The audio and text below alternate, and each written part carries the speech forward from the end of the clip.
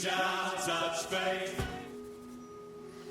How are you guys doing? This is Kasparec from Studio 420 in Vancouver, and I'm just putting the final touches on my Bitcoin Neo, stopping the dollar bullets, because I sold it. I actually sold out all my Bitcoin art last week. Oh my God, what am I going to do with all that money?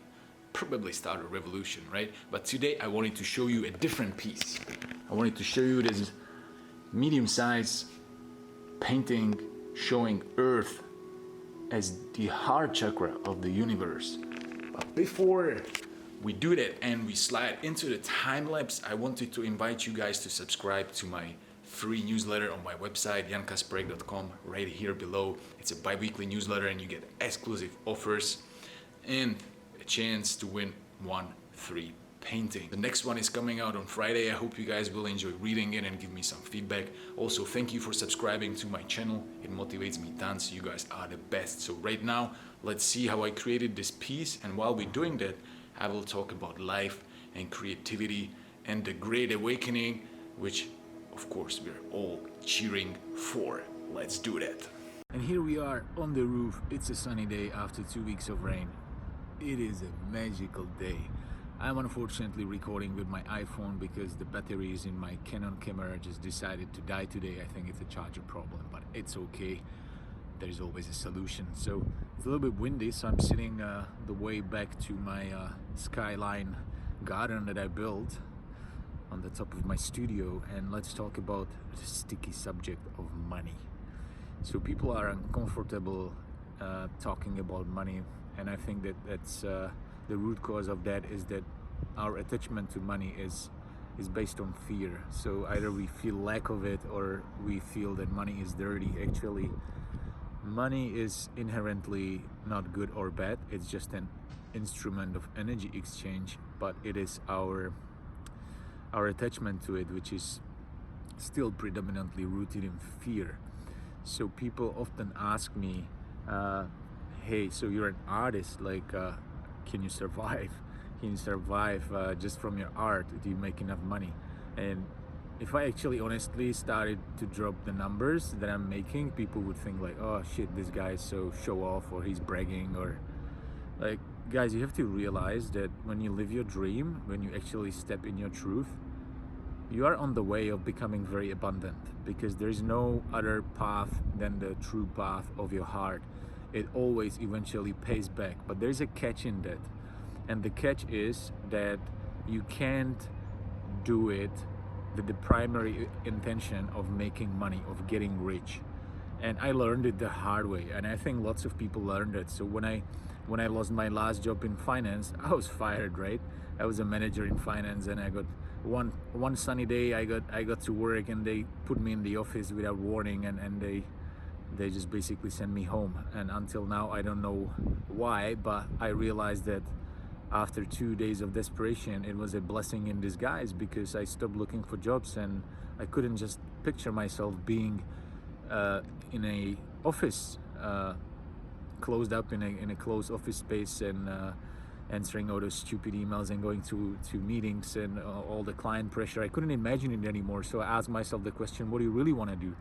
And of course the answer was, I want to paint. I want to paint full time. And because I stepped in the unknown, and I had some money saved, very little, maybe enough for half a year or a year, but I gave it my best. I gave it my best, and I didn't do anything else. I worked 14, 16 hours a day, 7 days a week. I was just painting.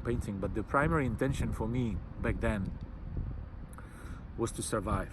It was to make enough money to be able to pay my bills, and that I had these grandiose visions of becoming a famous and rich artist. And after 3 years of doing this, I hit the rock bottom, because I didn't have any money left. I was homeless. I was living in my art studio, and I was like, wow, so what I'm gonna do now? Like, I always had the option. Is a wasp? Hello, wasp. I always had the option to pick up a job, because I was multilingual person. I had a good experience in finance, in security, in lots of things, but I didn't want to pick up a job. So I asked myself the question, would I still paint if it meant to be, even if it meant to be broke and unrecognized, would I still paint? And I went to the woods and meditated alone in the nature for like 3 or 4 days. So cool. In Okanagan is a beautiful region of British Columbia in Canada, and I got a download on that solo trip, and I realized that yes, I want to paint, but I was painting for the wrong reasons. I was trying to paint the things that people would like and they would buy, but you can never figure out the market. You have to create market of your own. And after that trip, I was like, yes, I will paint, but now I will only paint what I feel in my heart, and I will only paint what really resonates with me, what makes me happy. And I got my first vision of Buddha in my meditation. It just popped in my head, and I painted it, and I put it on canvas, and guess what? I put it on Facebook, and that Buddha sold in like 5 minutes. So I was like, wow, that's a sign, right? I actually didn't even see it as a sign still. And so I got a second vision. It was a Buddha with butterflies. I might post that picture so you guys can see. And again, it sold like in 5 minutes. And that just kept on going. I kept on getting these crazy ideas of spiritual paintings in a very uncommon way, like Buddha surrounded by penguins and stuff like that. And some people were criticizing it in the beginning. They were like, oh, you should go back to architecture paintings, you should go back to nature paintings because you're good at it. But I wasn't listening. So that's another thing you have to do. You can't listen to anyone. You've heard it before. Ignore everybody. I mean, listen to everyone, but let it out. Don't show your resistance, show your respect, but only listen to the calling of your heart. That's the only voice that you always absolutely have to listen to. Otherwise, you're sabotaging your own life's purpose. So I kept on going, and eventually I built my own following and my own niche art that was my signature. And up to this day, I have this signature. And you know, my first painting, I sold it for $100. Then a few months later, it was 500, then it was 5,000, then it was 15,000, and now I sell paintings up to 50,000 US dollars per piece, and it's not exceptional. Like I had tremendous sales lately, and I don't get swayed by it anymore, because once you get swayed by the numbers and you're like, shit, now I'm rich, I'm making it, that's another ego label that your ego will try to maintain. It's another layer that you will later have to dismantle. You will have to get rid of it. So the best way to approach both failure and success is not to take it seriously. It's not something which is integral part of you. It is just a mind concept. It is part of the fake self, which we call personality. But God, personality, what an obstacle to success. We are really so much greater than what they taught us at school, what our parents told us, and what our own voice in our head told us. Or I'm good at this, I'm better than that. You can eliminate all those limits. But the bottom line is, and I'm getting back to it finally after a long loop, is that the primary intention of being a creative person and of making a living, that whatever creative endeavor you want to, if it's writing, or if it's dancing, if it's painting, if it's whatever it is, should be to give yourself joy and love, to express the passion that you feel in your heart, to be true to yourself, to be authentic to yourself.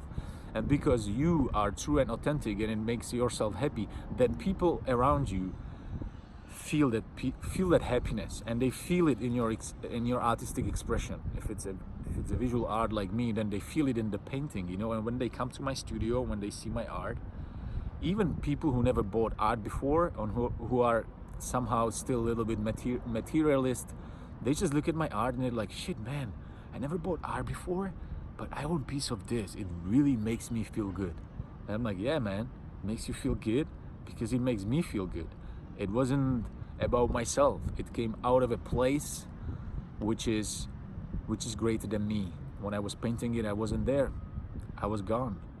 I was just the tool and delivering a message out of a place which is not Jan Kasparec.